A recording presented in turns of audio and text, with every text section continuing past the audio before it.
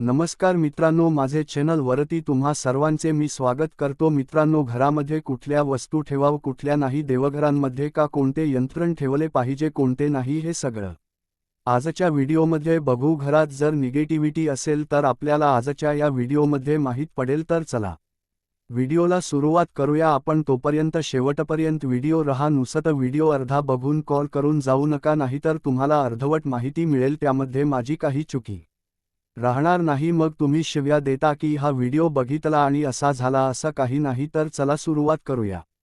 वास्तुशास्त्रानुसार देवघरामध्ये कोणत्या देवतांचे यंत्र ठेवणे लाभदायक ठरते? वाचा नियम। देवांच्या यंत्रांना शक्तीचे केंद्र मानले जाते, मात्र देवघरात कोणकोणते यंत्र ठेवावे आणि कोणते नियम पाळावेत याबाबत सविस्तर जाणून घ्या। भारतीय ज्योतिषशास्त्र आणि अध्यात्मामध्ये यंत्रांना अत्यंत पवित्र आणि अलौकिक शक्तीचे केंद्र मानले जाते। ज्याप्रमाणे आपण राहण्यासाठी एक सुंदर घर बनवतो, त्याचप्रमाणे देवतांच्या निवासासाठी यंत्र हे एक उत्तम दिव्यगृह मानले जाते। कुंडलीतील ग्रहदोष शांत करण्यासाठी, नोकरी व्यवसायात यश मिळवण्यासाठी आणि मनातील इच्छा पूर्ण करण्यासाठी यंत्रांची शक्ती अतिशय प्रभावी ठरते। अनेकदा कठोर परिश्रम करूनही नशिबाची साथ मिळत नाही किंवा कुंडलीतील कोणत्या ना कोणत्या ग्रहदोषामुळे प्रगतीत अडथळे येतात। ज्योतिषशास्त्रात ग्रहदोष शांतीसाठी रत्न, जेमस्टोन्स वापरण्याचा सल्ला दिला जातो, परंतु जर काही कारणास्तव शुद्ध आणि महागडे रत्न खरेदी करणे शक्य नसेल, तर यंत्र हा रत्नांना एक अतिशय उत्तम आणि प्रभावी पर्याय आहे। योग्य ग्रहाचे यंत्र धारण केल्याने किंवा त्याची पूजा केल्याने तो ग्रह बलवान होतो।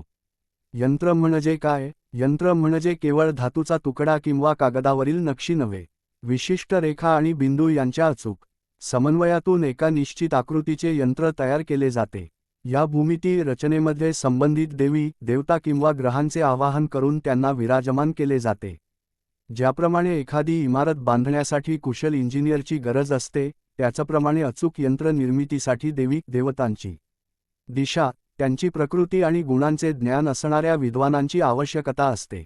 यंत्राच्या आकृतीत किंवा रेषेत थोडी जरी चूक झाली तर त्यामध्ये दैवी शक्तीचा प्रवेश नाही। यंत्रांना ऊर्जान्वित सिद्ध करणे का महत्त्वाचे? बिना सिद्ध केलेले किंवा ऊर्जान्वित न केलेले यंत्र हे एखाद्या खजिन्याच्या दाराला लावलेल्या कुलुपासारखे आहे। जोपर्यंत तुमच्याकडे त्या कुलुपाची चावी नसेल, तोपर्यंत तुम्हाला खजिना मिळू शकत नाही। यंत्राला मंत्रोच्चाराने आणि विशिष्ट पूजेने ऊर्जान्वित करणे म्हणजेच त्या कुलुपाची चावी मिळवणे होय। सिद्ध केलेले यंत्र घरात किंवा शरीरावर धारण केल्यास त्याचे चमत्कारी परिणाम तात्काळ दिसून येतात। विविध कार्यात यंत्रांचा वापर आणि लाभ।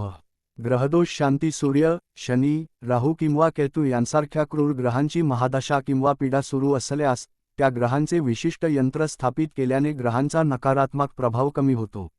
आर्थिक भरभराट घरामध्ये किंवा तिजोरीत श्री यंत्र किंवा कुबेर यंत्र ची स्थापना केल्याने पैशांची चणचण दूर होते आणि व्यवसायात वृद्धी होते।